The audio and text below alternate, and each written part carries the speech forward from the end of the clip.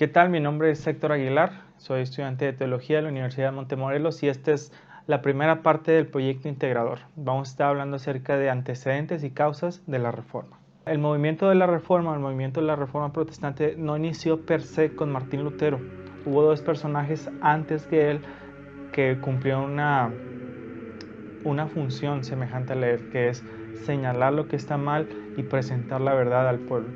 Tenemos a Juan Hus, tenemos a Jerónimo, tenemos a Juan Wycliffe o John Wycliffe, que fueron personajes que vivieron antes de Martín Lutero, que estudiaron la palabra, fueron guiados por el Espíritu Santo y reprocharon a la Iglesia de Roma sus errores. Esto les ganó el rechazo de la Iglesia de Roma y sin embargo ellos no se hicieron para atrás. Esos son algunos antecedentes, tenemos el tiempo un poco corto, entonces vamos a pasar a la figura de Martín Lutero. Martín Lutero era un sacerdote católico.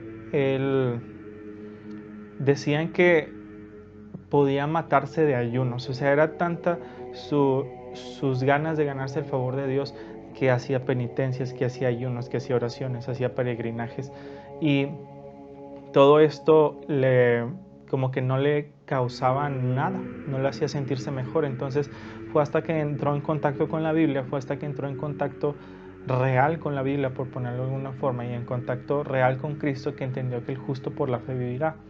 Hay un episodio que visitó Roma y una de las escaleras en las que se cree que Jesús pasó por ahí fue donde le vino a la mente: Jesús, el justo por la fe vivirá. Después regresa a su casa o a donde estaba trabajando en Wittenberg, y pues era simplemente un predicador, un sacerdote predicador. Pero luego llega un hombre llamado Tetzel vendiendo indulgencias. Las estaban vendiendo porque necesitaban dinero para remodelar la capilla de San Pedro, y las indulgencias eran que se te perdonaba el castigo que tenías que pagar, ya sea en la muerte o el de tus familiares ya muertos que estaban en el purgatorio, etc. Entonces Martín Lutero escucha esto, llega a su pueblo Tetzel, escucha esto y empieza a escribir una serie de tesis en contra de eso.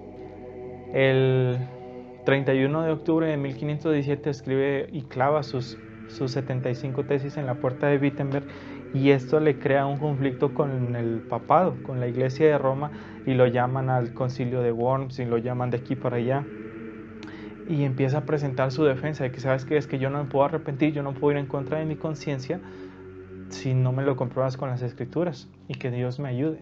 Entonces empezaban este tira y afloja, la gente quería su cabeza, básicamente querían eliminarlo porque estaba ganando mucha atracción. De hecho era tanto las ganas de eliminarlo que tuvo que esconderse en un castillo, en el castillo de Wartok, si no mal recuerdo, y allí, como no tenía nada que hacer, no podía salir, estaba en peligro, se puso a traducir la Biblia al alemán. Este tipo de enfrentamientos hizo que Martín Lutero simplemente no se salió de la iglesia, él siguió siendo sacerdote católico porque quería cambiarla desde adentro. Entonces eso muestra como que los conflictos que él tenía, que están mal, pero yo quiero ayudarlos, etc. Entonces ahora vamos a tener la opinión de un pastor luterano en cuanto a la Reforma en la siguiente pregunta.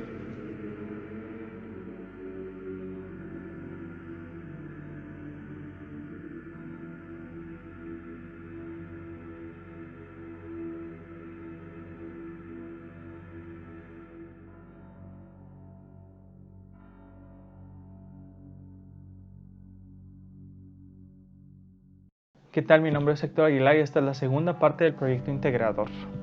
Ahorita vamos a hablar un poco del protestantismo, pero en América. Ya hablamos de la Reforma en el proyecto integrador pasado, y vamos a hablar que inició en Europa, ahora vamos a hablar en Estados Unidos o en América. ¿Cómo llegó el protestantismo a América? Desarrollo del protestantismo en América, cómo surgieron denominaciones, etc. Entonces vamos a empezar. Lo primero es que la historia nos dice que de Europa viene un grupo de personas que no les estaba gustando cómo el papado estaba llevando las cosas, se vino a América, ya estaba descubierta, y empiezan a crear las famosas 13 colonias, y después crece hasta lo que se conoce hoy como Estados Unidos. Vienen aquí, tienen una idea protestante, es decir, ellos rechazaban el catolicismo y traen una idea ya protestante, y crean los Estados Unidos o las colonias como una nación protestante, separada iglesia y estado, y así se fue desarrollando. Como tenía estas bases protestantes, simplemente se fue desarrollando, se empezaron a crear diferentes denominaciones, algunas en Europa, otras aquí en Estados Unidos. Las que yo recuerdo de aquí en Estados Unidos son los mormones, los testigos de Jehová, los adventistas del séptimo día, los bautistas, los metodistas, presbiterianos, anglicanos. Esos se forman en Europa, y pues obviamente supongo que hubo influencia en esta parte del mundo también. Pero estas denominaciones que menciono, los mormones son los santos de Jesucristo de los últimos días, los testigos de Jehová, los adventistas del séptimo día, se forman aquí en Estados Unidos. Entonces es interesante notar eso, porque el protestantismo sigue evolucionando, y esta diferencia de denominaciones se da a que ciertas personas no les gusta cómo se hacen las cosas, forman sus religiones, etc. Como normalmente, o como llegamos hoy a tener tantas denominaciones.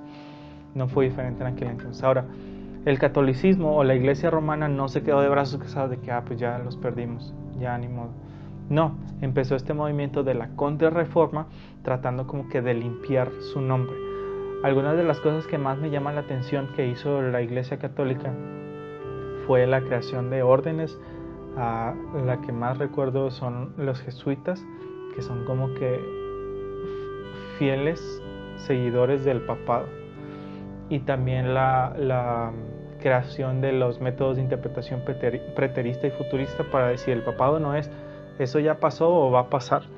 Entonces eso es como que el papado tratando de ganar de nuevo adeptos que el protestantismo había pues ganado. Después conocemos la historia que en 1798 el papado como que cae en un bache terrible, y como que tiene que reestructurarse o reformarse, porque no podía seguir siendo el mismo papado de 1500 de vicios y todo eso. Y hoy tenemos un papado más laxo, por así decirlo, comparándolo con la supremacía papal. Tenemos un papado más que trata de abrazar a todos de una forma cariñosa, pero simplemente, como dicen, aunque la mona se viste de seda, mona se queda. Entonces ahorita vamos a tener la opinión de un sacerdote católico acerca de unas preguntas interesantes.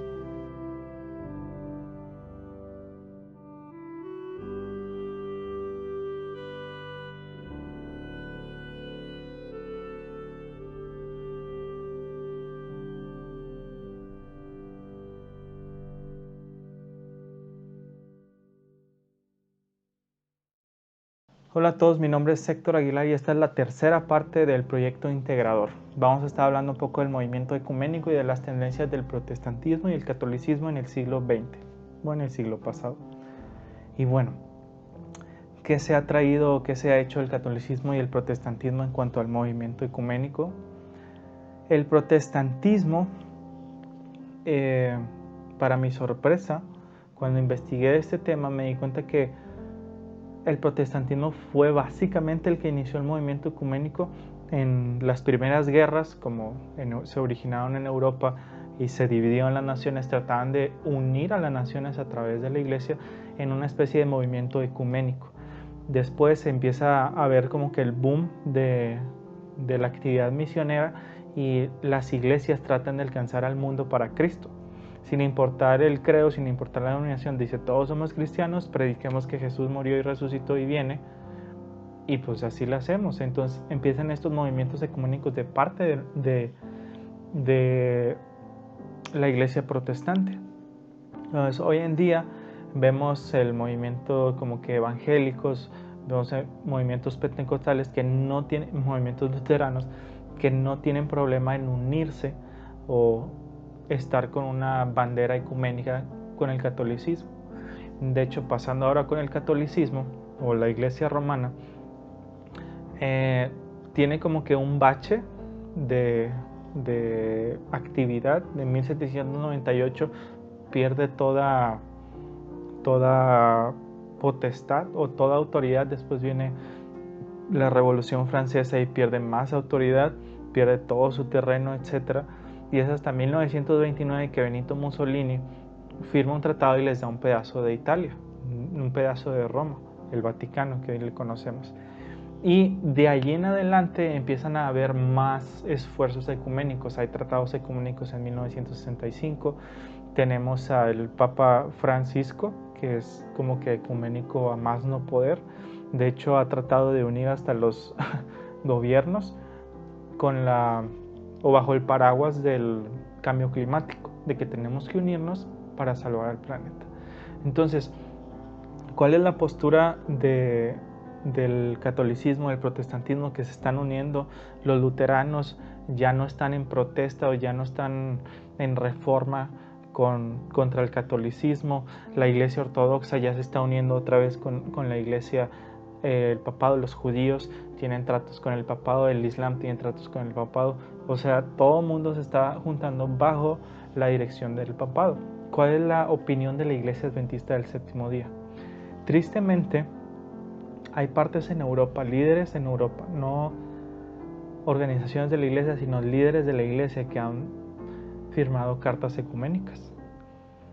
Y esto hace que muchas personas extremistas dentro de nuestra iglesia digan, la iglesia está corrompida. No, la persona está corrompida, mi iglesia no está corrompida. Entonces, la iglesia adventista del séptimo día, como organización general, tenemos una postura clara en cuanto al movimiento ecuménico.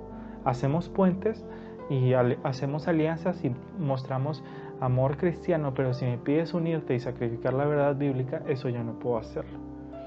De hecho, pues esa es como que la postura que yo tengo entendido que es de la iglesia adventista del séptimo día. Sí formamos parte de comités de libertad religiosa, sí formamos parte de esto y del otro, pero nunca con el fin de comprometer nuestras creencias. Y bueno, solamente ya lo mencioné un poco, pero para mencionar en claro el movimiento de Tony Palmer, que falleció en un accidente de motocicleta junto con el Papa. Yo lo vi pues lo vi en inglés, después vi el comentario del pastor Doug Batchelor y pues fue muy chistoso porque torcía muchos textos de Juan 17, torcía muchos textos de Jesús que hablaban de la unidad y vamos a juntarnos y no importa nada, vamos a juntarnos y luego ya vemos cómo le hacemos con la doctrina.